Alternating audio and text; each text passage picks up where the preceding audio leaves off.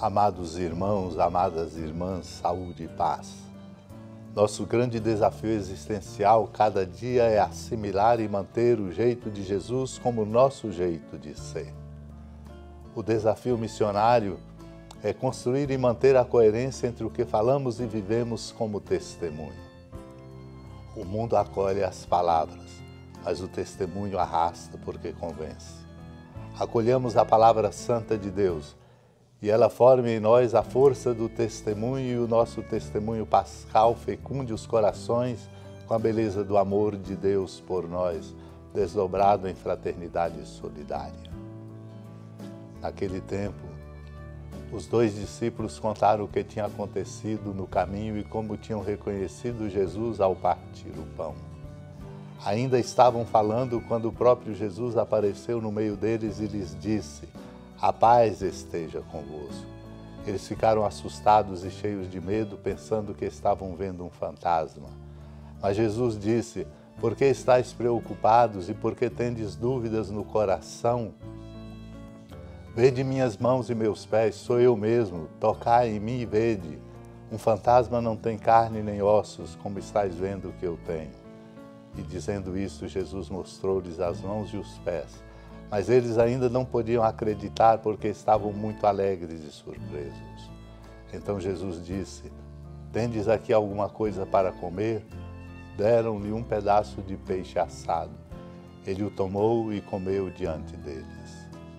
Amado irmão, amada irmã, configurado o ambiente de intimidade, o Mestre ressuscitado e seus discípulos, ele lhes disse: "São estas as coisas que vos falei quando ainda estava convosco. Era preciso que se cumprisse tudo o que está escrito sobre mim na lei de Moisés, nos profetas e nos salmos."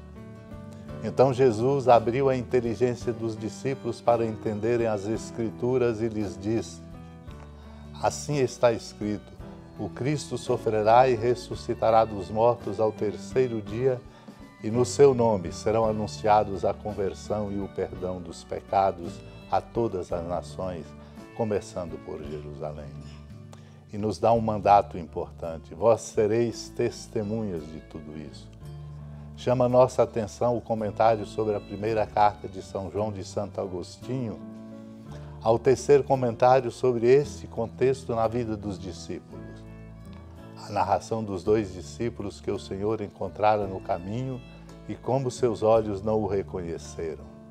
Quando os encontrou, eles estavam sem confiança na redenção operada por Cristo. Acreditavam que o Senhor tinha sofrido e morrido como um homem qualquer. Não faziam ideia de que, como Filho de Deus, haveria de viver para sempre. Julgavam que ele morrera como um dos profetas, de uma morte que não deixava esperança de ressurreição. Então Jesus abriu-lhes o sentido das Escrituras, começando por Moisés e percorrendo todos os profetas, mostrando-lhes que tudo quanto sofrera fora predito. Jesus agiu desse modo para que sua ressurreição não trouxesse mais perturbação à fé, tornando-a difícil ainda, caso os acontecimentos a seu respeito não houvessem sido preditos com antecedência. Certamente, a firmeza da fé em Cristo torna-se maior pelo fato de que tudo quanto aconteceu ao Senhor ter sido predito. Os discípulos só o reconheceram na fração do pão. Realmente, quem não come nem bebe sua própria condenação reconhece a Cristo na fração do pão. Conceda-nos, Deus, a graça deste reconhecimento, a fim de que sejamos salvos. Oremos. Senhora da piedade, Mãe Virgem do Cristo Deus. Lembrai-vos, ó piedosíssima Virgem Maria, que nunca se ouviu dizer que alguém daqueles que, tendo recorrido à vossa proteção, implorado a vossa assistência e reclamado o vosso socorro, tenha sido por vós desamparado. Animado com igual confiança, a vós recorro, ó Virgem das Virgens, e gemendo sob o peso dos meus pecados, me prostro a vossos pés.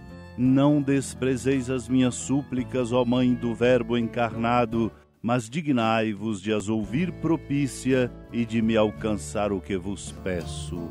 Amém. Feliz padroeira de um povo a lutar,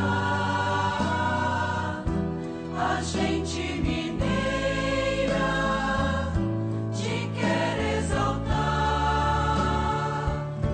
não só lá na serra, tu és esplendor de toda esta terra, também és fulgor. Amado irmão, amada irmã, com a alegria do Santuário Basílica da Padroeira do Estado de Minas Gerais, a Senhora da Piedade, que da sua casa de clemência e bondade nos acompanha e nos abençoa do alto da serra, magnífica arquitetura divina, a bênção de Deus, amor misericordioso. Pai, Filho e Espírito Santo, desça sobre sua família, proteja sua casa, sustente sua vida, fecunde o caminho missionário de nossa igreja, nos encha de sabedoria e permaneça conosco para sempre. Amém.